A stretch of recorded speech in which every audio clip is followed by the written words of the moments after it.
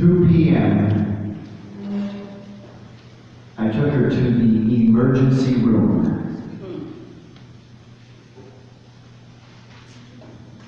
July 8th, 2018, it was a Sunday morning much like this one. My wife and I were at church. She plays our piano every Sunday. Thank God for her. We had church, she played the piano. We went out for lunch, my wife and I. Angelica. Great job pronouncing it. Angelica and I go out for lunch. It was a nice day. We went for a walk afterwards. We're walking down the streets. Somebody's phone is up here, by the way. I'd hate for you to miss a call during my sermon. So my wife and I are walking around town. I say, oh look, there's a beautiful motorcycle. Let's take a selfie.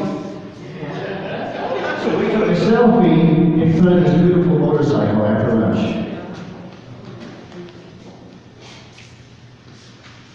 We're walking, we go home. I sit down in the living room. She's in the kitchen. All of a sudden she says, man, have I got chest pain. Oh, my back hurts too. Oh, let me come and sit down next to you on the couch. Maybe it'll go away. She sat down. Nope. Oh, no. That's not going away. She said, that's not muscular. We jumped in the car right then, and we went to the hospital. And when you go to the hospital and you look at ER and you say you have chest pain, yes. You go to the front of the line. Yeah. You go to the front of the line. 5 hours later, my wife got a stent. She had a complete blockage in one of the arteries at the age of 51. She eats right. Her weight is perfect. She exercises. Her cholesterol levels are perfect. She has no family history of heart disease or heart attacks. She had a heart attack.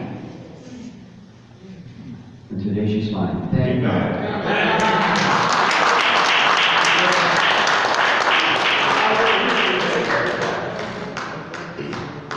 We're at war.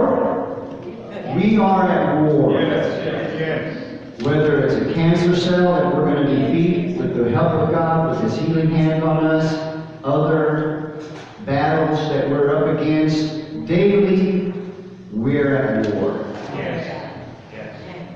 If we're Christians, especially, we're at war. It is so good to be here with you today, and I must say this. Surely, the presence of the Lord is in this place. Amen. Thank you, Lord.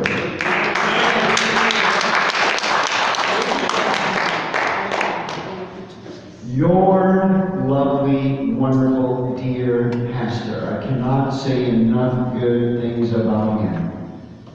So happy to have him in Midland Park today.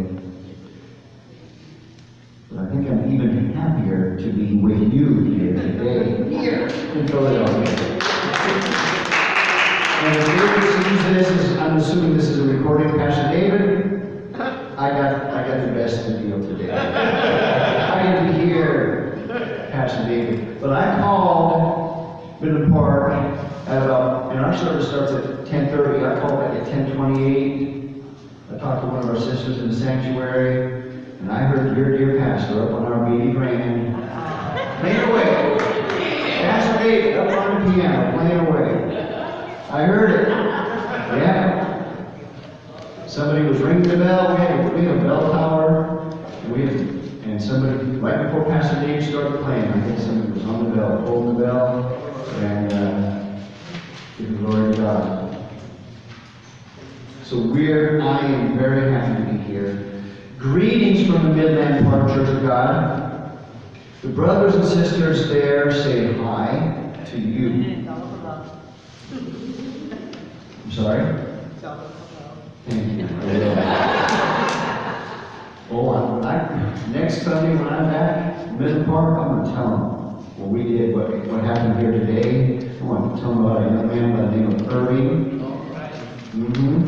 So many other stories and testimonies that I'm praising God that I got to hear and be a part of. Your dear Pastor Dave and I, though, we're the same. I just heard he's having a birthday. Yes. Him and I are the same age. So we have a lot in common. Yes. Our churches. He's a great brother. I treasure him. I treasure his ministry. I treasure all he does. I really enjoy working together with him. Pray for your pastor. When we talk about war, you know that if the enemy can take out the leader, the flock will scatter. Pray for your dear pastor, brother David. Pray for your spiritual leaders. They're under attack. Every Christian is under attack.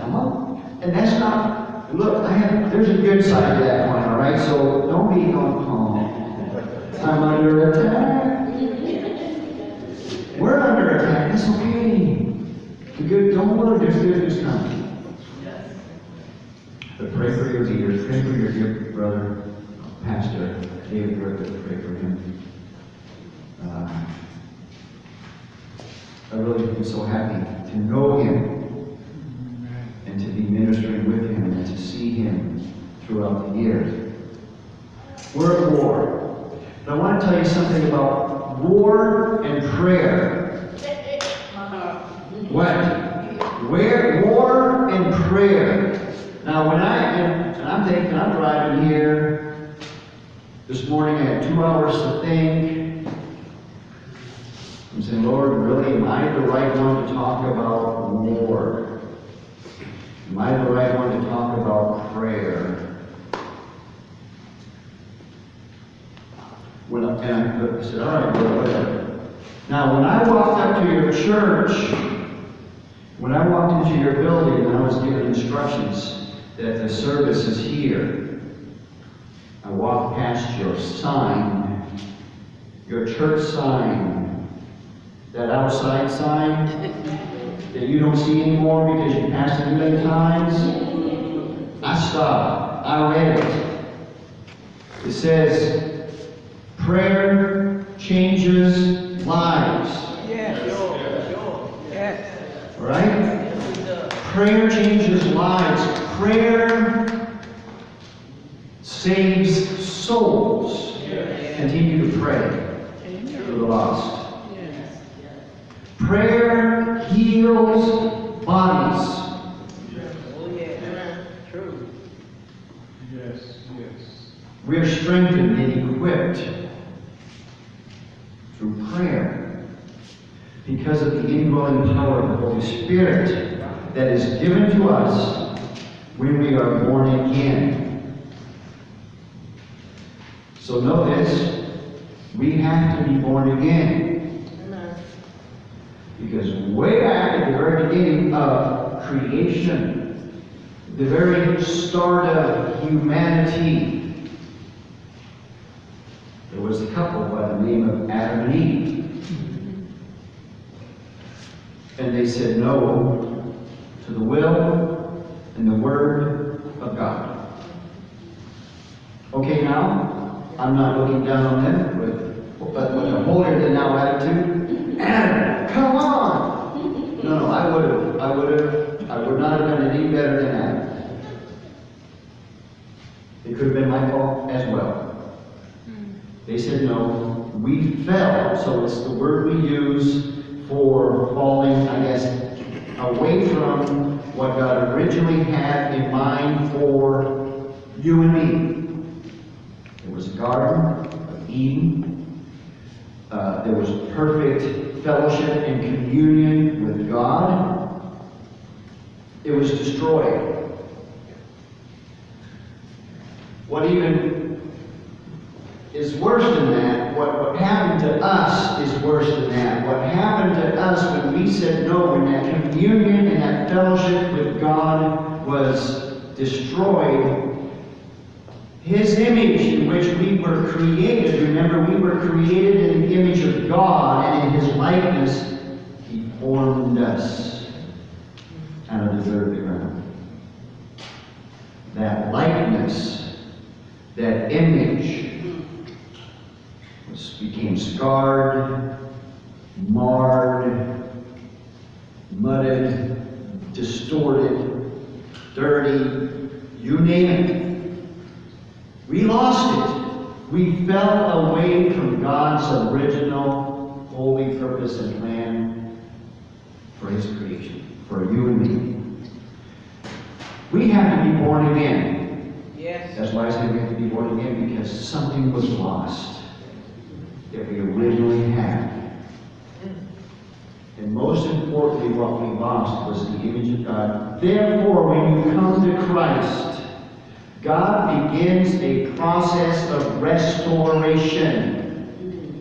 Restoration. A process begins when you're born again. When you come to the Lord, a process begins.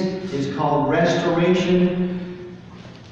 God begins to restore in us what was lost. Christ-likeness. What's God's plan for our life? What's His purpose for our life? What's God's goal for you and me? It is Christ-likeness.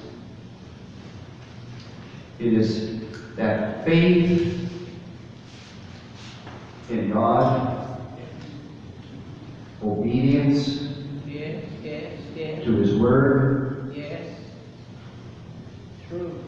that we simply trust Him.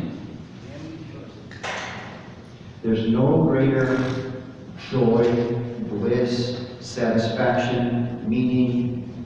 There's no greater peace. And these are just things that our hearts yearn for and desire. There's no greater purpose, fulfillment, satisfaction than walking with the Lord, than knowing personally Jesus Christ as your Lord and Savior. So those yearnings that you have deep down in your heart, and you know, and when I look at my life, I had them